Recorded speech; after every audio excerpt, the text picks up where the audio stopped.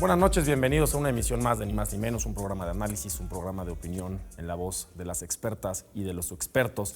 Hoy vamos a hablar de un tema que a mí me parece muy interesante, lo que está sucediendo en El Salvador, un país centroamericano, un país hermano con el que además tenemos muchas cosas en común.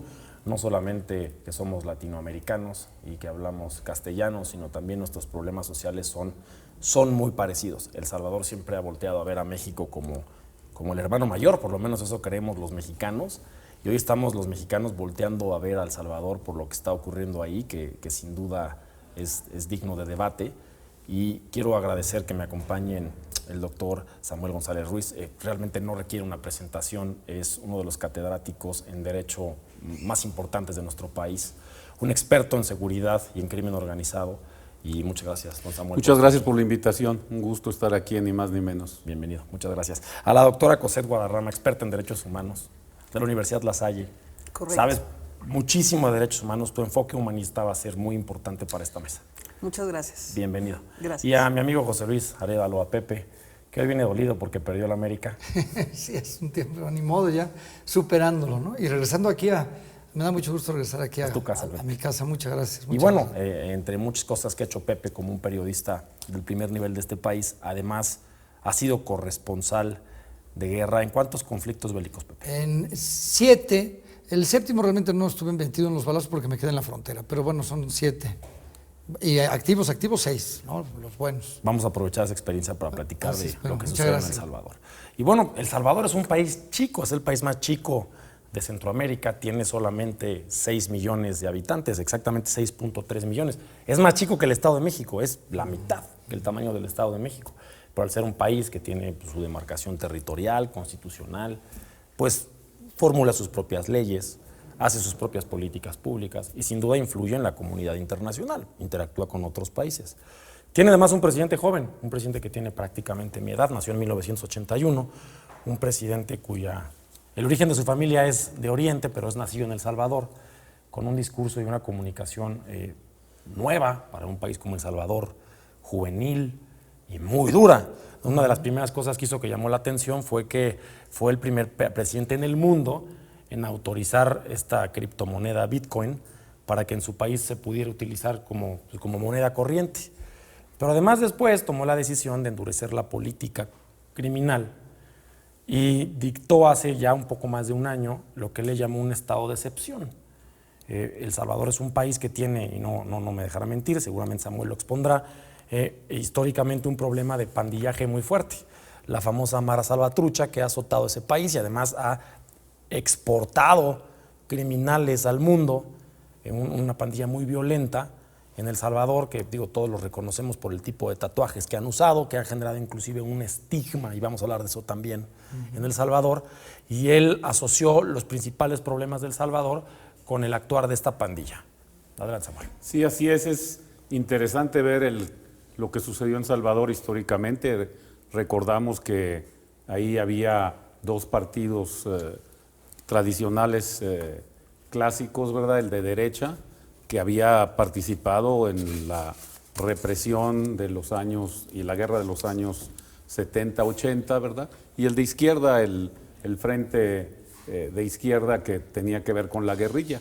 Tradicionalmente se estaban, dividiendo el poder, mucho más los de derecha que los de izquierda, pero bueno, Bukele los derrota justamente en las elecciones pasadas por su juventud y por su proyecto y con un plan pues que algunos llaman ciertamente populista, pero hay que ver las raíces del problema. ¿Por qué pudo llegar? Uno de los temas centrales tiene que ver con la inseguridad. A mí en el año 2005-2006 me tocó estar en toda Centroamérica apoyando a un proyecto de la Unión Europea, trabajando con colegas de Costa Rica y justamente de El Salvador, para hacer un proyecto de apoyo a Nicaragua, y bueno, pues me llevaron a recorrer todos los países de América Central, hasta Costa Rica, ¿verdad? Haciendo estudios comparativos de su sistema de justicia.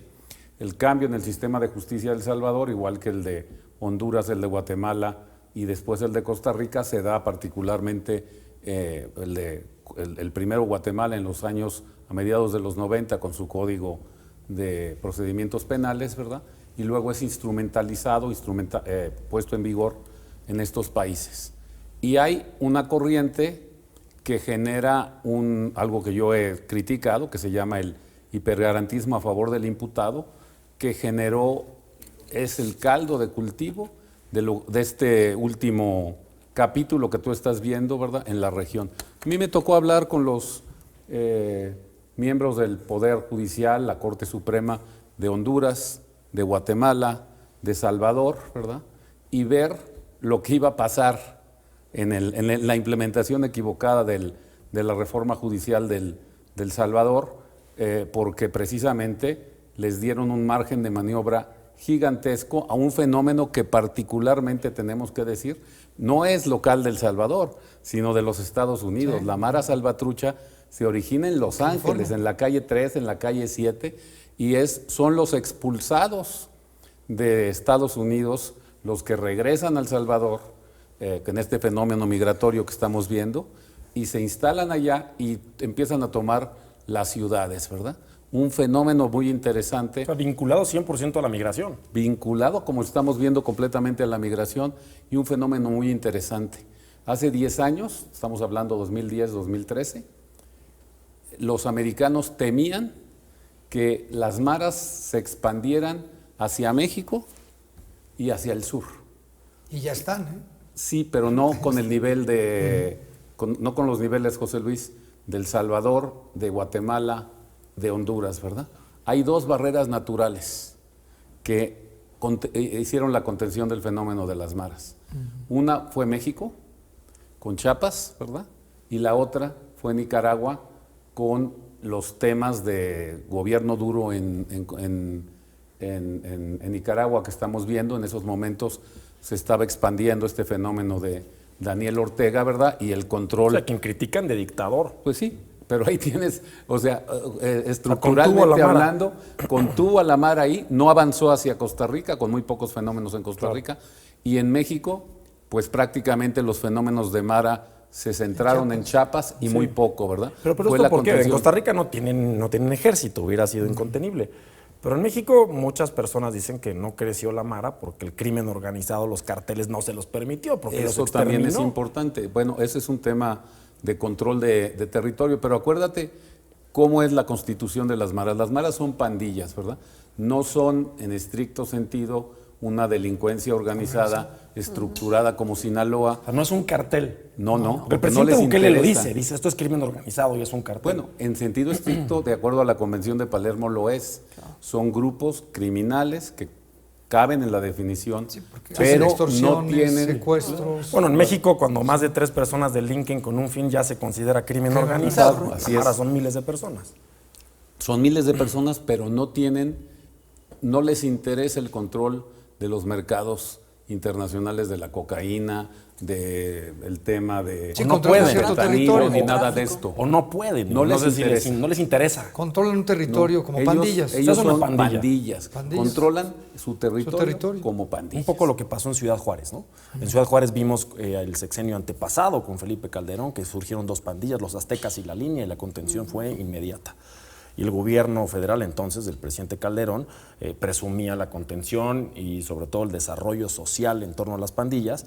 Y después subieron videos donde dijeron, no, pues quien se los acabó fue la maña, no fueron los carteles de la droga. O sea, estamos viendo que además de que son pandillas que violan derechos humanos claramente, hoy ya está aceptado que no solamente el Estado viola derechos humanos, también los particulares podemos vulnerar derechos humanos, que son pues instituciones criminales como la maña, como las pandillas, que hoy están recibiendo del Salvador, del presidente Bukele, una atención, pues digamos, si es un régimen de excepción, en el cual ha encarcelado a miles de personas, muchos de ellos por el simple hecho de tener tatuajes, construyó prisiones específicas para ellos y ha difundido videos en redes sociales en los que vemos a cientos de personas con el torso descubierto, solamente con calzoncillos y sin zapatos, correr esposados. Y pues eso ha permitido que Bukele tenga una aceptación en su país del 91%. Es el presidente con mayor aceptación en el mundo. El presidente Biden tiene cerca del 30%. El presidente López Obrador, que también es un presidente con una aprobación alta, está en los 50%, 91%. Vamos a un corte y vamos a seguir platicando de este fenómeno, ni más ni menos.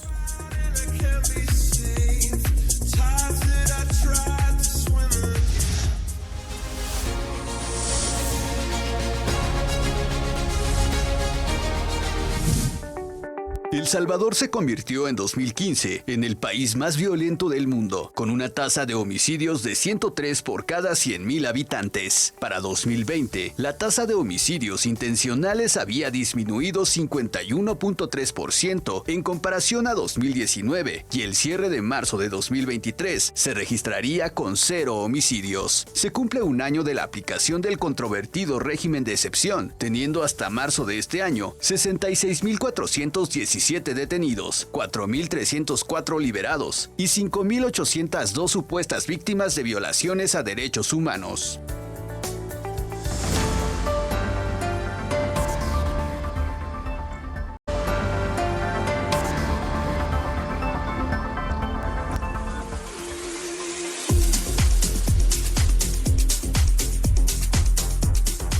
Estamos ni más ni menos platicando del fenómeno de la Mara Salvatrucha y el ataque frontal que ha tenido el presidente Bukele en El Salvador para combatir a estas pandillas. Han dejado claro en la mesa la diferencia entre el crimen organizado que opera en nuestro país y otros países de Latinoamérica y las pandillas como la Mara Salvatrucha. El presidente Bukele ha logrado contener en un año los homicidios. Presume el presidente Bukele que tienen 0 homicidios dolosos diarios, cuando llegaron a tener más de 60 por día, y las cifras internacionales dicen que más de 300 al día.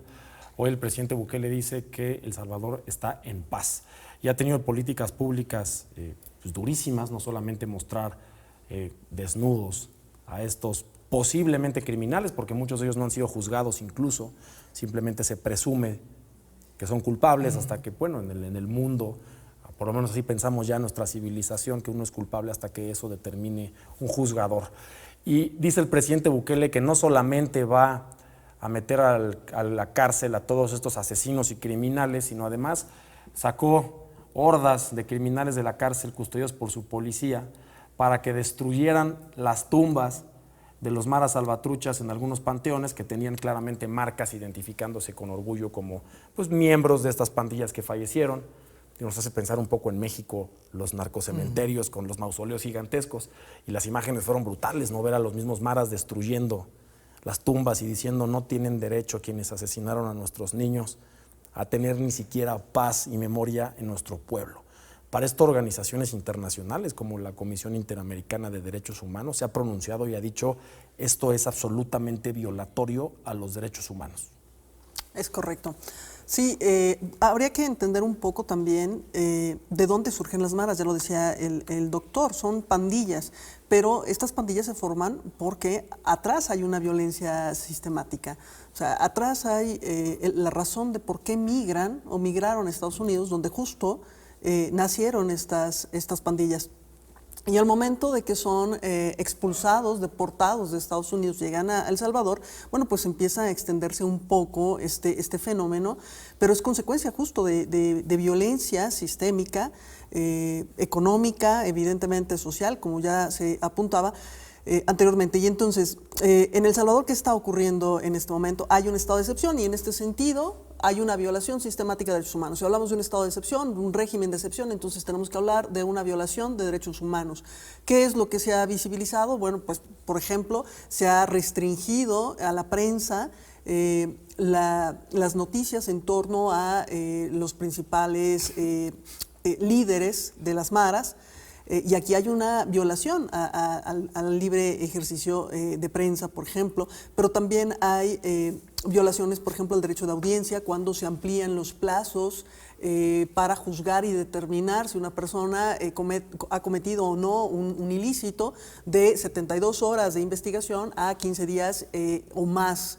Entonces, lo que se presenta al día de hoy es evidentemente violaciones sistemáticas que han sido llevados al plano internacional con declaraciones, por supuesto, de organismos internacionales como la Comisión Interamericana, pero también de organizaciones de la sociedad civil, organismos no gubernamentales que han evidenciado esto. Pero ¿cuál es el riesgo de esta situación? Hablabas acertadamente de que hay una aceptación de más del 90%. Es increíble, no hay otro presidente en el planeta que lo tenga. 91, más de 9 personas de cada 10 dicen, yo quiero a Bukele. Y abres las redes sociales de Bukele, abran el Twitter del presidente Bukele, su Facebook, su Instagram, y vean los comentarios de gente de todo el mundo y dice, yo quiero un presidente como Bukele.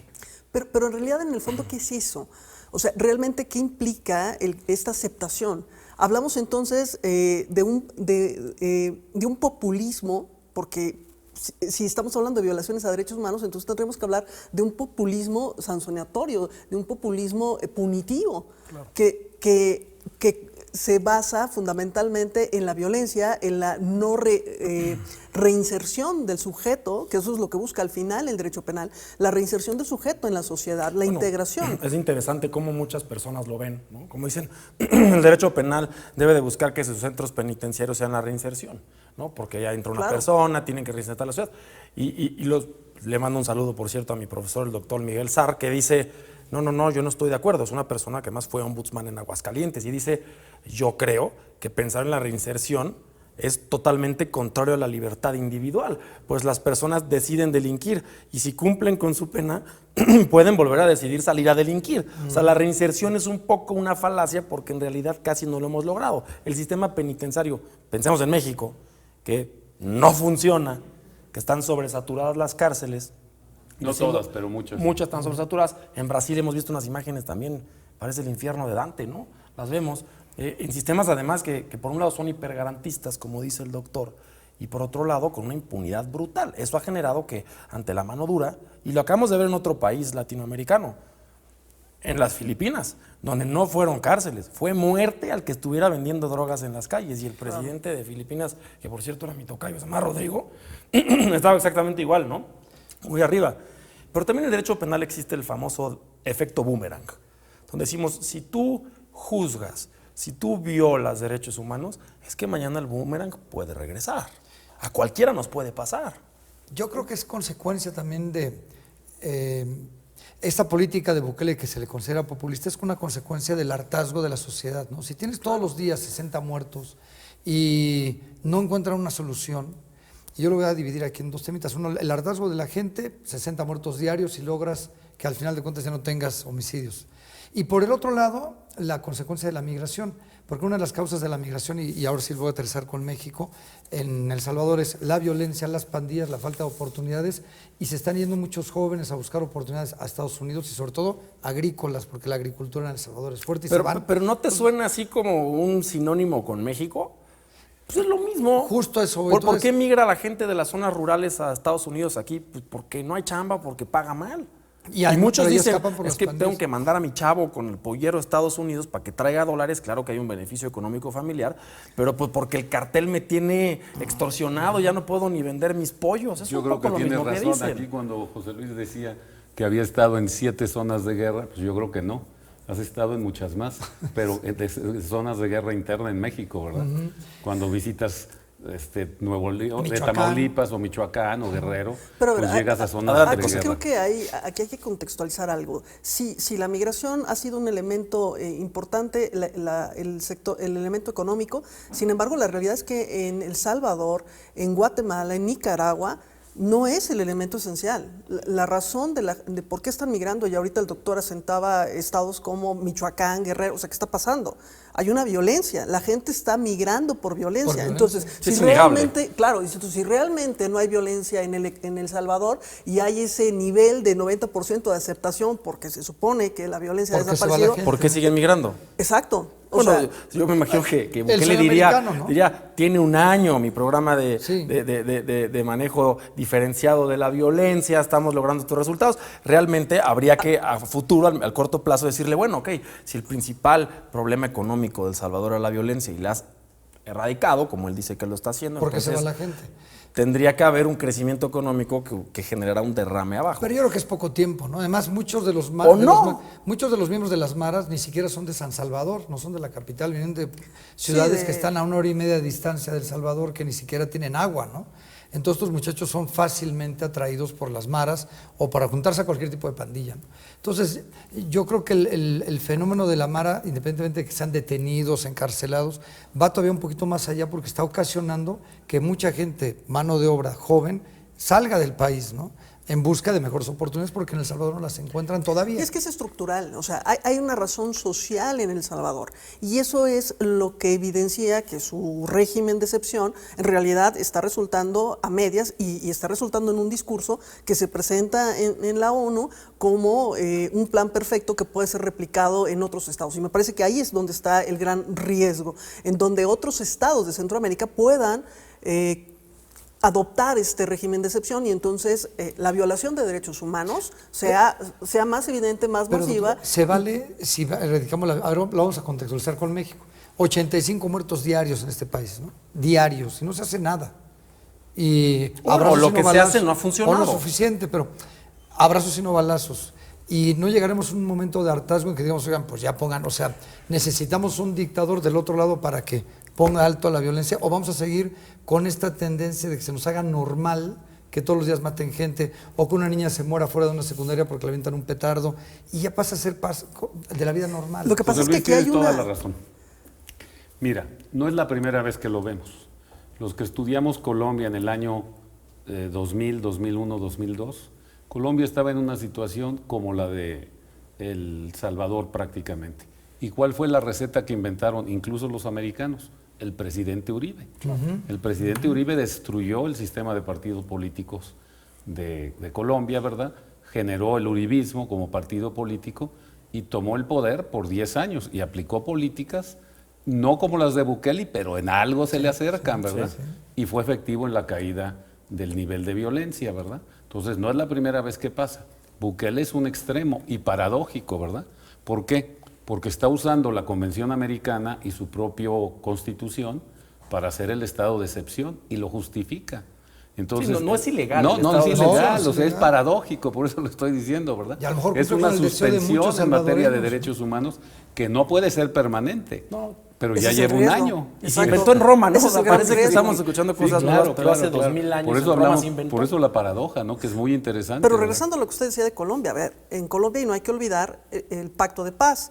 Y esto se gestó gracias a la justicia restaurativa, en donde hay una participación de la víctima y de terceros para lograr esta paz en donde el agresor se hace responsable de sus acciones. Claro. Entonces, esto también tiene que ver con derechos humanos. Y con amnistía, y al final, Claro. En Colombia la amnistía llegó a tal nivel que hoy su presidente es un exguerrillero.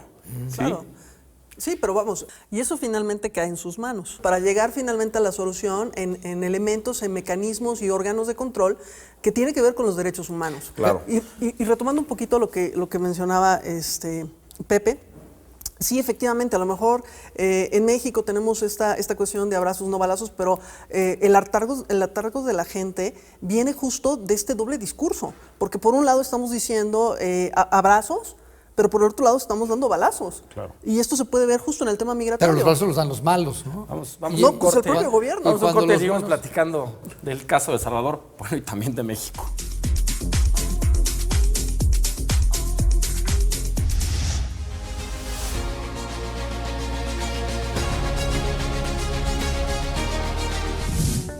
El término régimen de excepción se refiere a una situación extraordinaria que se declara en caso de guerra, invasión del territorio, rebelión, sedición, catástrofe, epidemia u otra calamidad general o de graves perturbaciones al orden público, durante la cual podrán suspenderse o limitarse las libertades de entrada al territorio nacional, de tránsito, de expresión y difusión del pensamiento, asociación, inviolabilidad de la correspondencia e incluso presunción de inocencia y otras garantías del debido proceso.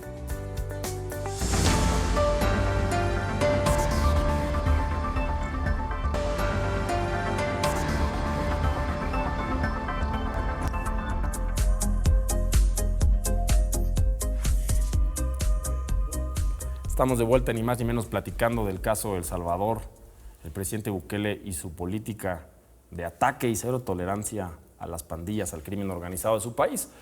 Vimos al presidente Bukele en organismos internacionales criticarlos y decir que es muy fácil que los organismos internacionales opinen de lo que el gobierno no debe de hacer, respetando los derechos fundamentales de los criminales, pero que por el otro lado las comisiones internacionales, los organismos internacionales, la sociedad civil organizada en torno a los derechos humanos no hablan de lo que le sucede a la ciudadanía, de a los niños y niñas que ese crimen organizado asesina, que ese crimen organizado lacera todos los días. ¿Este es un argumento válido? No, por supuesto que no. Lo platicamos en el bloque anterior. A ver, cuando hablamos de un estado de excepción, estamos hablando de violaciones a derechos humanos. Y entonces, si hay violaciones de derechos humanos, entonces tendríamos que establecer la responsabilidad, por un lado, del Estado y por otro lado, del sujeto, de la persona. Finalmente, el presidente se le puede imputar responsabilidad internacional y llevarlo a la Corte Penal Internacional o bien al Tribunal Internacional de Justicia. No debemos de olvidar que los derechos humanos están basados en el principio de dignidad y en este sentido, si perdemos de vista este elemento, entonces estamos construyendo qué tipo de sociedad. La sociedad tiene que estar encaminada a sociedades civilizadas porque entonces estaríamos olvidando parte de nuestra historia. Y eso sería terrible, repetir las tragedias como el caso de los nazis en los años 40, por ejemplo. Bueno, por tratar un poco a Bukele como los nazis que terminaron en Nuremberg juzgados en un absoluto caso de estado de excepción, sin garantías individuales, los juicios fueron hoy a distancia y con la cabeza un poco más fría. Podemos ver que en Nuremberg pues no fueron juicios, en realidad simplemente fueron sentencias. Trajeron a los nazis a decirles: te voy a sentenciar públicamente para darle un mensaje al mundo de que esto no puede suceder. O sea, comparar a Bukele con lo que sucedió en Nuremberg es un poco complicado. No digo que no pueda llegarse a eso. Creo que no cabe duda que los derechos humanos son para quien nos ve en sus pantallas y para nosotros, independientemente de a qué nos dediquemos. Tenemos que tener ciertas garantías para que seamos tratados justamente porque pues, al final todos partimos del principio de inocencia, ¿no? Yo soy culpable hasta que me lo prueben. Antes era al revés. Incluso cuando Samuel nos tocó trabajar la reforma penal, decíamos es que el sistema penal mexicano es al revés. Yo tengo que probar mi inocencia y es al revés. Pruébenme mi culpabilidad. Bueno, pero ahí entras a un tema muy interesante, me parece, en el tema del debate, que es de donde yo partí, ¿verdad? O sea, la mala implementación del sistema de justicia penal en Guatemala, Honduras, El Salvador y luego en estados de México, eso es lo que te lleva precisamente al problema que estaba señalando José Luis, ¿verdad? Es decir, al incremento de los homicidios, ¿verdad?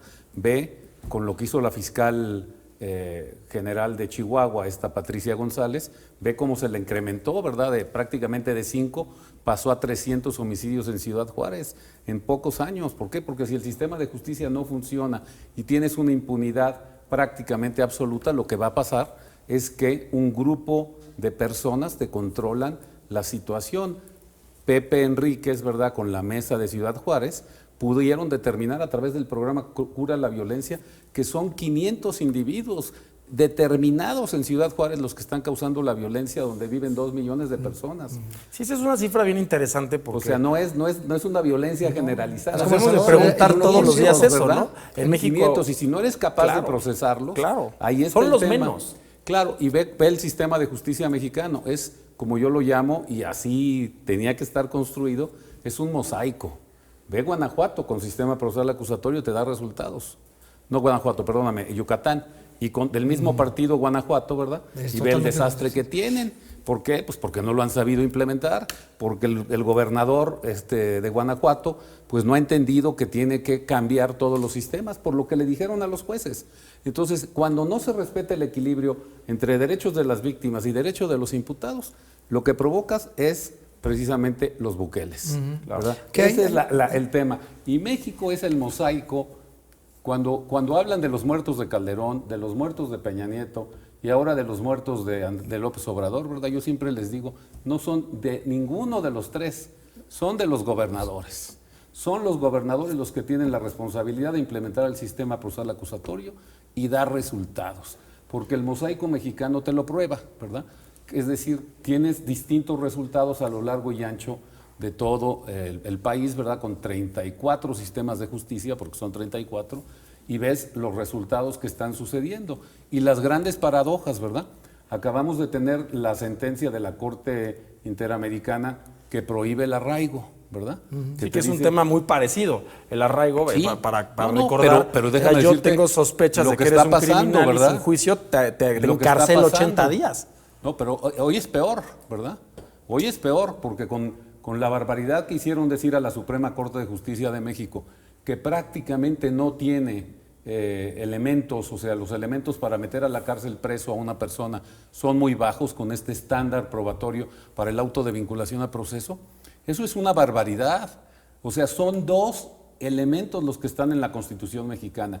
El auto de vinculación a proceso, por un lado, que puede tener un estándar muy bajo, pero para meter a la cárcel a una persona, según la Corte Interamericana de Derechos Humanos y la Corte Europea, requieren estándares mucho más altos. Claro. Y ahí, perdóname que tengamos que criticar a nuestros amigos, ¿verdad? Fue Miguel Sarre, fue Carlos Ríos los que fueron a meterle esa idea a la Suprema Corte de Justicia. Es un desastre. Hoy es peor que con el arraigo.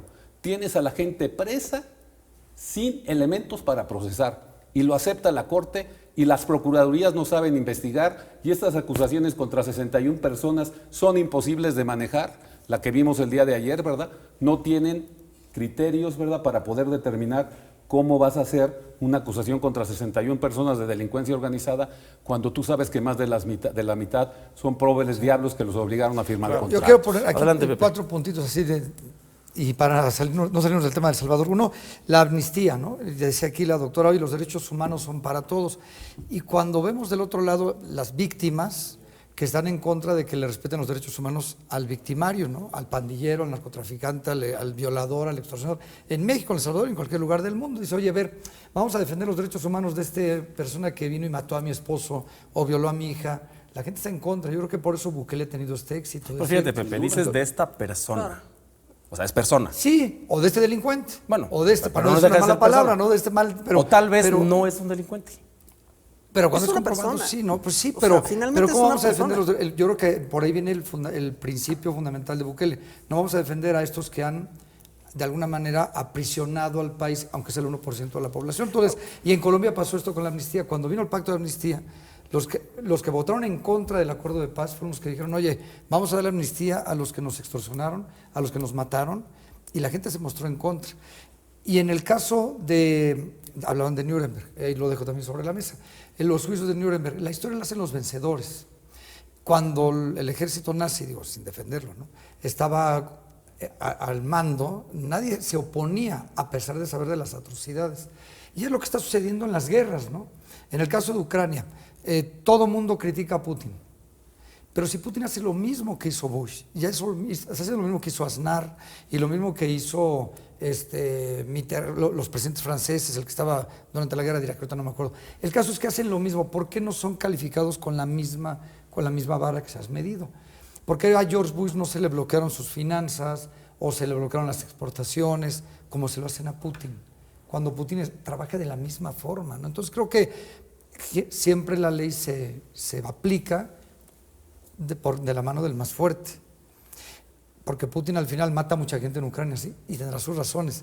Pero está haciendo lo mismo, yo lo viví. En Israel, lo que hace el ejército israelí en Palestina son las mismas violaciones a los derechos humanos y nadie critica a Israel. Bueno, sí lo critican, pero digamos que el bloque occidental no lo hace Dejas así. hacer, ¿no? Pero yo mira, viví la guerra de Irak y claro. hay bombardeos y mataban gente y Bush era el héroe. Cuando al final vemos la tragedia, o Libia, yo viví la guerra de Libia, y Gaddafi era el malo, y ahorita cómo está Libia, o cómo está Afganistán, o cómo está Líbano. Dice el presidente Bukele a los líderes de otros países, ¿por qué me dicen a mí cómo hacer las cosas? Si ustedes han hecho Si lo precisamente son las que ustedes hacen para ser un país de primer mundo. ¿Tiene razón?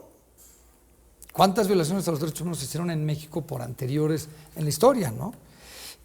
O en España, cuántas cosas hicieron los españoles. Yo no quiero sacar ese tema, no decir que tenemos que pedirle perdón, pero cuántas cosas han hecho estos imperialistas en países que se han apoderado y la siguen haciendo a la fecha, ¿eh? y no se les critica, ¿no? Entonces yo no estoy defendiendo a Bukele, pero a lo mejor históricamente en estos momentos Bukele está haciendo algo que quieren los salvadoreños. Pero eso es Que a lo mejor peligroso, en 10 ¿no? años O se sea, le va a la criticar, Vox güey. Populi de qué quiere el pueblo, pues es que es el mismo motivo por el cual quemaban mujeres para decir que eran brujas en la Edad Media, o ponían una horca en la plaza pública para ejecutar a alguien. O sea, al final el Estado de Derecho debe de proteger Sí, pues, que al no pasa. vulnerable. Y Ya hemos- tal vez ya- Bukele hoy es el fuerte de su Estado, pero pues cuando deje de ser presidente tal Puede vez ser no lo juzgado. sea, ¿no? No, sí, pero a ver, aquí hay que poner algo sobre la mesa, porque si estamos hablando de justificar las acciones porque es el ganador, el poderoso, etcétera, por violaciones a derechos humanos, como el caso de Israel Olivia, entonces estamos poniendo sobre la mesa que hay seres humanos más valiosos que otros, ¿no? Y entonces los valiosos son los que están en el poder y entonces tienen la posibilidad, la oportunidad, el poder de destruir entonces las otras vidas. Y eso es válido en una sociedad civilizada, eso es válido a raíz de lo que pasó con los nazis, por ejemplo. Hablábamos justamente, no se trata de comparar si Alemania es ahora El Salvador, pero ¿qué son los campos de concentración? ¿Qué fueron los campos de concentración? ¿Qué veíamos ahí? Seres humanos, judíos, hacinados, y que los estaban matando. ¿Qué está pasando en El Salvador? Y no lo digo yo, está documentado. Está documentado las violaciones a la libertad de prensa, a el debido proceso, etcétera. Tratos crueles, inhumanos, degradantes, por supuesto. ¿Qué está Y Bukele pasando? no los niega, ¿eh? Ojo, Bukele Sí, dice, eso es lo peor. Bukele dice, yo estoy tratando a los criminales como criminales. Yo Pero estoy entonces recuperando estás la hablando paz, que con un la paz de la problemita, gente. ¿no? Claro, pero entonces está aceptando que hay personas que no valen la pena. O sea, hay personas cuyas vidas no valen. Sí, que Y el los criminales 91% de la sí, población o sea, dice, tiene por usted favor. razón, Sí, tiene mi es voto. que ahí es donde está Y el sería punto. interesante en nuestro país, A ver, pues ¿y por qué no las justificamos? millones de personas que no delinquimos, ¿cómo lo ven, no? A ver qué Claro, pasa en pues, 10 desde luego. años cuando Adelante, Bukele Samuel. desaparezca. Si Yo no es creo que juzgado. ahí tienes un tema que es fundamental, ¿verdad? En realidad, lo que Bukele está haciendo es generando un derecho penal de autor, ¿verdad? O sea... De dictador. Sí, de dictador, pero de autor. Tú, porque tienes tatuajes, es Mara y se acabó, ¿verdad? Ni siquiera te voy a juzgar, ni me puedes decir que no, tienes tatuajes, por lo tanto te sanciono. Aunque está disfrazado por el tema del tema de derechos humanos. Y yo creo que es muy válido este momento que estamos aquí viendo y discutiendo, porque la solución siempre fue la misma, hacer un sistema jurídico equilibrado, como está en la Constitución mexicana, ¿verdad? Los imputados tienen derechos, las víctimas tienen derecho, la sociedad tiene derecho. Genera el equilibrio y no te pasa lo que allá en El Salvador. Cuando tú generas solamente el hipergarantismo a favor del imputado, ¿verdad? Lo que te generas es un sistema donde tienes el caldo de cultivo para lo que va a pasar después. Esa es la hipótesis de allá del Salvador. Cuando te generas un sistema como paradójicamente se va exactamente a la otra parte, ¿verdad? En donde hay un hipogarantismo a favor del imputado, es decir, ya no hay garantías para el imputado precisamente porque antes se abusó del sistema.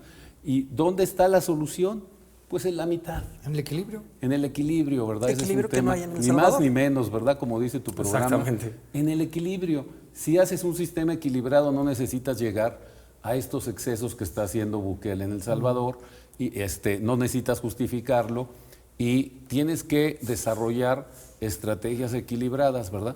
La Suprema Corte de Justicia de México está dando criterios que son verdaderamente equivocados en materia de proceso acusatorio. Vamos a un Muy corte y mal. regresamos a platicar esto.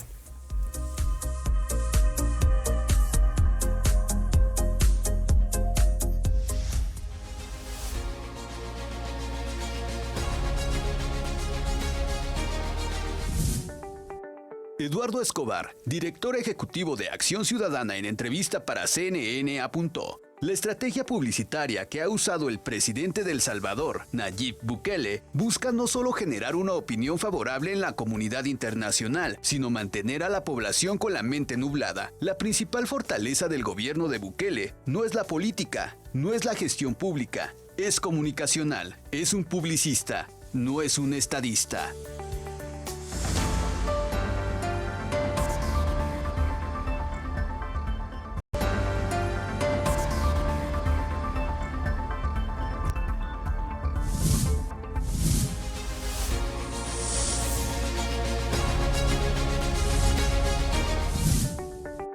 Aunque ninguno de los países latinoamericanos está en guerra, América es el continente con más asesinatos, al registrar 160.800 de los 436.900 fallecidos en 2020 en el mundo por homicidio. Según datos de la ONU, desde el principio del siglo XXI, el crimen organizado ha matado a tantas personas como todos los conflictos armados combinados en todo el mundo. Estamos de regreso platicando ni más ni menos sobre el caso El Salvador y la política frontal del presidente Bukele para combatir a sus pandillas. Estamos prácticamente a un año de la elección federal en México. Va a haber un cambio en la presidencia de México. En nuestro país no es legal, es inconstitucional la reelección. Al día de hoy no se ha reformado la Constitución, que pudiera suceder, pero hoy la Constitución dice que los presidentes de la República no se pueden reelegir. En El Salvador es un caso diferente. Bukele se reeligió con una mayoría abrumadora, aplastó a los otros candidatos. Y en México vamos a ver una candidatura en el 2024 donde seguramente algunos de los candidatos tomarán una posición similar a la que tiene El Salvador. Lo estamos viendo en el mundo. Son extremas las candidaturas ya derecha, izquierda, no se diga en Estados Unidos, donde no sabemos también si el próximo año Donald Trump va a estar en su boleta o no va a estar. Pero es muy probable que aquí, sobre todo la derecha en México, tome un posicionamiento muy fuerte y utilice el caso de El Salvador como bandera, diciendo sí funciona. Ahora yo preguntaría, antes de llegar a eso, si en El Salvador, y no lo sé, se buscaron otros medios antes de llegar a esto. O sea, realmente Bukele o el que estuvo antes utilizó otros medios como, no sé, la concertación, el diálogo con las pandillas. El famoso tejido social, ¿no? Trabajar en las causas, como dice el presidente. O sea, ¿se hizo o realmente se brincó de plano al extremo de decir a la cárcel el que traiga tatuajes? Él no lo intentó, no sé, presidentes de Yo no antes. sé antes. Él Los no. presidentes de Y en antes México creo que tenían- tenemos más ese diálogo, ¿no? Claro, pero efectivamente, qué bueno que lo menciona. La mano dura fue empleado por presidentes anteriores. Mano dura era un programa que después se convierte en una mayor mano dura y que no resultó como lo tenemos al día de hoy con este régimen de excepción porque no había todo el apoyo. El caso del presidente actual tiene el control. Ya no hay esos pesos y contrapesos que establecen las constituciones, que establece la Constitución de El Salvador. Él tiene el control de todo y esto le facilitó de alguna manera establecer este régimen de excepción y ganar este populismo de la gente. Pero regresamos al punto.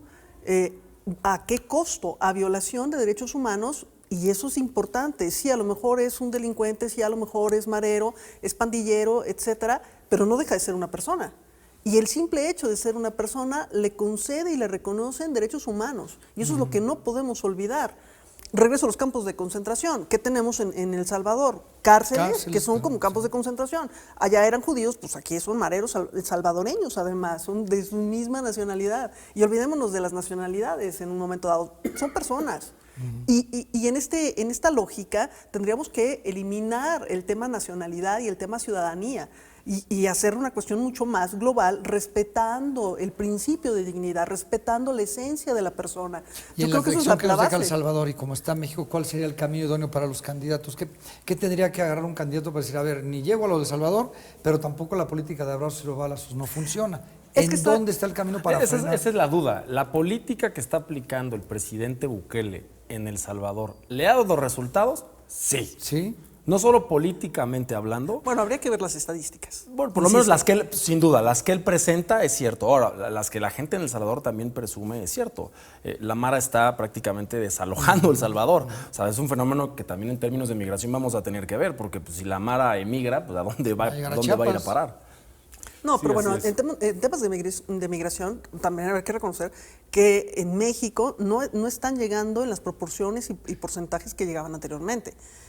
O sea, no tenemos tampoco que generar un pánico pensando que van a llegar en Chiapas. No, por supuesto que no. O sea, sí hay maras. A mí me tocó en Chiapas entrevistar y conocer a clicas como tal.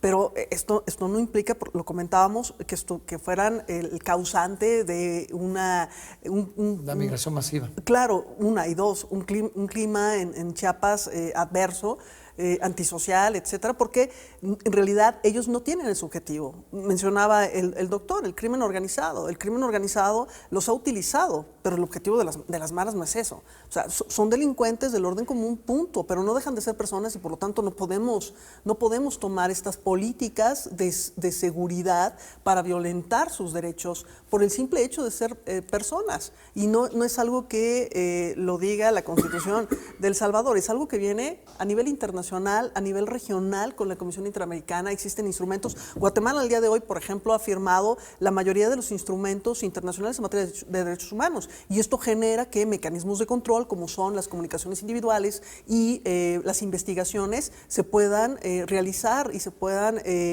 presentar ante organismos internacionales en contra de El Salvador. Claro. Tal vez una manera de presentarlo a la audiencia, que seguramente muchos piensan que cuáles derechos humanos de los delincuentes y que los agarren y les hagan lo que tengan que hacer, es ponerse un poco en los zapatos del inocente y pensar que pudiera ser nuestro hijo.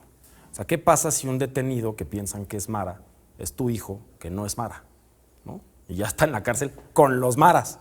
O sea, un poco hay que pensar de eso, ¿no? Está de moda, que y traigan perdón, tatuajes, pasa, ¿no? O sea, hemos visto que uno de los grandes argumentos en contra de la pena de muerte, que por cierto es muy popular políticamente, es precisamente que cuando matas a una persona con la pena de muerte no hay irreversibilidad de la pena cuando resultó que era inocente, no lo puedo revivir, a diferencia de liberarlo en la cárcel, ¿no? Entonces, tal vez lo que sucede en El Salvador es tan nuevo, tan popular, y la producción que vemos de un presidente para ganar popularidad, que yo no dudo que la gente de El Salvador, no vivo en El Salvador, apoye esto.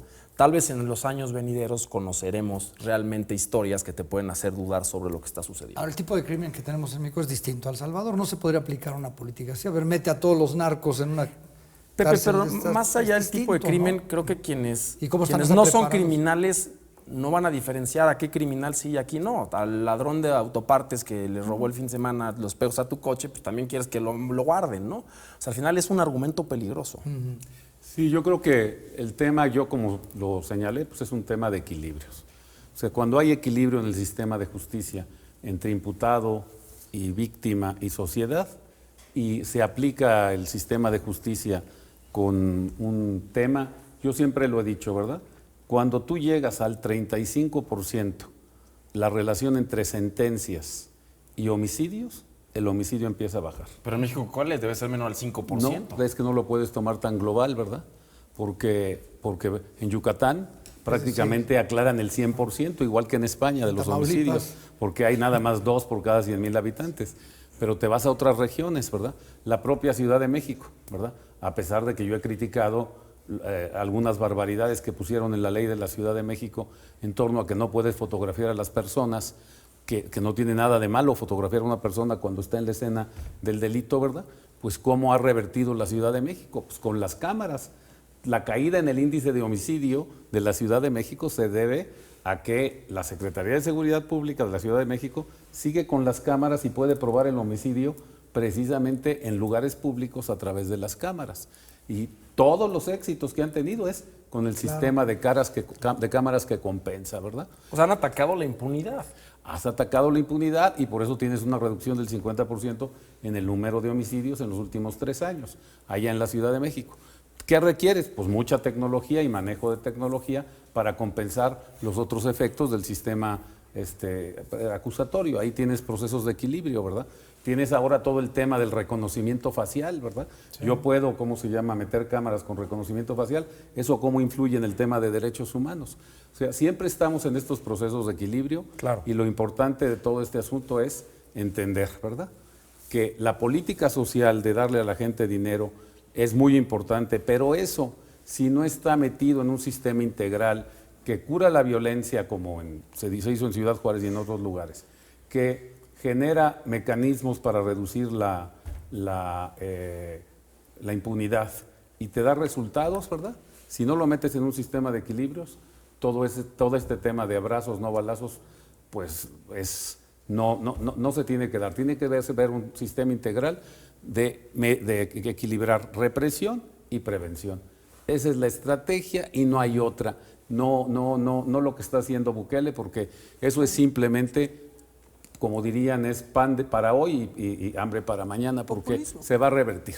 Pero también abrazos no balazos es populismo y es el otro Eso es extremo, ¿no? discurso. Al final es lo Sin mismo. duda, claro. Es un No mal hay un discurso. punto medio. equilibrio. Se nos Por eso acabó el necesitas tiempo. prevención y Este represión. programa da para mucho más. Voy a leer una pregunta a la audiencia para que en 10 segundos alguno de ustedes dé su opinión. Dice Andrés Soriano de Izcalli, hoy Bukele es el mandatario de América Latina con mayor aprobación.